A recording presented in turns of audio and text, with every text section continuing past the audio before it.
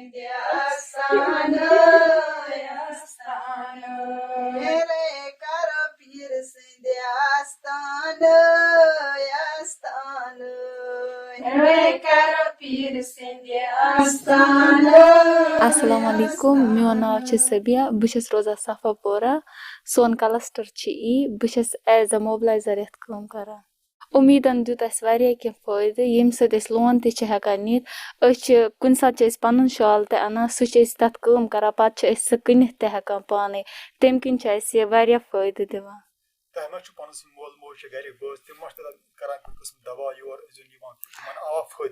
अहन तमन आव कह फायदे अम सकान लोन नीत हकान फादर तम सह कारबार कर सन ये सतन जुड़न सत तम हकान कर बस एज अ मोबिलाइजर अत काम करान गोस बह शुक्र करान JKNRM कि सम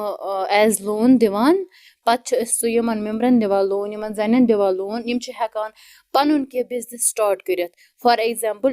यम शाल अनान पे बनावान पाने पे पाने कनान सह ज्यादा सेटिस्फाई शुक्र अल्लाह ताला कुन तम पे JKNRM उम्मीदुक ज्यादा सेटिस्फाई अत गई काल गई 2-3 वरी गई मैक्सिमम सारी कोर पन्निस गामस मज ट्रेन वनकस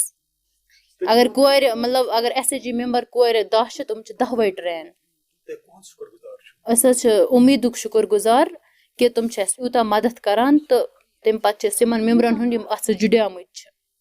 तुमन सान माज बेन वन ये उम्मीद सत जुड़ाम कहें तुमन उम्मीद सत जुड़न तुम हेकन भरपूर फायदे तुलित ये फायदे तुलान मगर गो तुमन जुड़न अत सतन तम पे हेकन तुम कह लोन नित कह बिजनेस स्टार्ट कर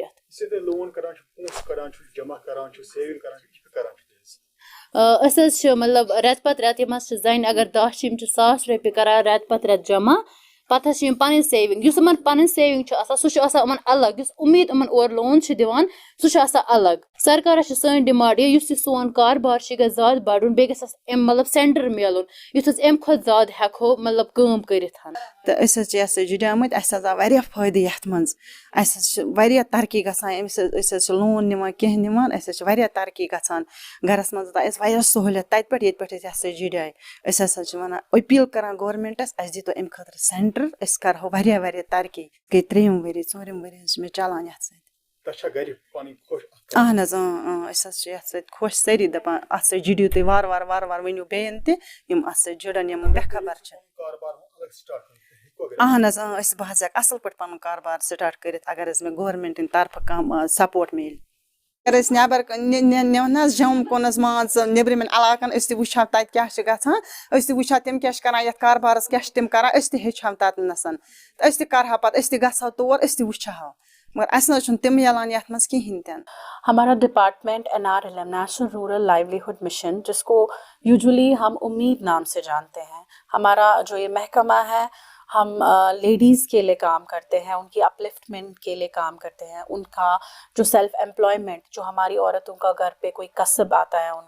उसको हम कैसे एनहांस कर सकते हैं, उनको हम कैसे ट्रेनिंग दे सकते हैं, उनको हम कैसे डिफरेंट डिपार्टमेंट्स के साथ लाइन अप करवा के कन्वर्जेंस करवा के उनके स्किल को हम कैसे एनहांस करके दूसरी लेवल पे ले जा सकते हैं। तो बेसिकली हमारा डिपार्टमेंट यही है, जो औरतें फार फ्लंग एरियाज़ में रह रही हैं, उनके पास जितना भी हुनर है, जितना भी कसब है, उनको अगर कुछ भी आता है, हमारे डिपार्टमेंट का जो कैडर है,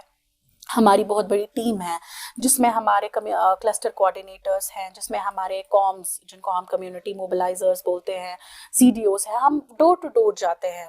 वो लोग इसी कम्युनिटी के मेंबर्स हैं जो उनके घरों में जाते हैं, बोलते हैं आप ये इन ग्रुपों के साथ जुड़ जाइए, जिसको हम सेल्फ हेल्प ग्रुप बोलते हैं। सेल्फ हेल्प ग्रुप ऐसा ग्रुप है जिसको हम आम लैंग्वेज में अपनी मदद आप ग्रुप कहते हैं। तो हमें औरतों को किसी के ऊपर डिपेंडेंट ना रहना पड़े, ना ही फाइनेंशियली, ना ही सोशली, ना ही इमोशनली। हम उनको कैसे इंडिपेंडेंट बनाने की कोशिश करते हैं, ये डिपार्टमेंट उस के बारे में है। तो हमने अपने डिपार्टमेंट में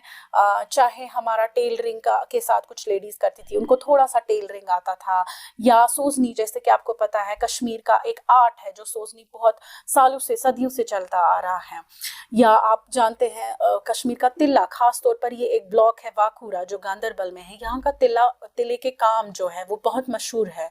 वो काम। तो हमने जो हमारी SHG लेडीज़ जो हमारे साथ जुड़ गई हैं वो कुछ सेविंग्स करती है अपनी, और उसके साथ साथ हमारा डिपार्टमेंट उनको फंड्स देता है, जैसे कि हमारा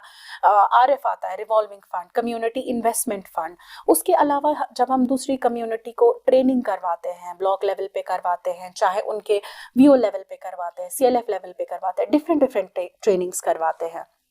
तो हमने जो हमारे डिफरेंट लेडीज़ है जिनका एक ही कसब था, फॉर एग्जांपल टेलरिंग 10 लेडीज सीखना चाहती थी, हमारे एंड से क्या रहता है कि हम SHG के जो मेंबर्स है जो इस हुनर को, जो इसको सीखना चाहते हैं और इससे अपना रोजगार कमाना चाहते हैं, हम उनको एक ही प्लेटफॉर्म के अंडर लाते हैं। हमारा काम है उनको, उन लेडीज़ को जमा करना। उसके बाद जो कन्वर्जेंस हमारे कभी JK बैंक के साथ भी हमारे काम होते हैं, या डिफरेंट डिपार्टमेंट जैसे हैंडीक्राफ्ट्स का डिपार्टमेंट है, उनके साथ हमारा लेजान है। तो हम उन वहाँ से ट्रेनर्स को लाते हैं, वो उनको ट्रेनिंग देते हैं। उसमें हम भी उनको कुछ फंडिंग करते हैं, या JK बैंक ने जैसे हमारे साथ मिलके कुछ सेंटर्स खोले हैं, वो भी उनको फंडिंग करते हैं। तो ट्रेनिंग भी देते हैं, हम उनको फाइनेंशियल असिस्टेंस भी देते हैं, और फर्दर अगर उनको कुछ भी हेल्प चाहिए होती है इस रिगार्डिंग, ट्रेनिंग के रिगार्डिंग, या डिफरेंट डिपार्टमेंट्स को अप्रोच करने के रिगार्डिंग, तो हमारा काम रहता है उनको अपलिफ्ट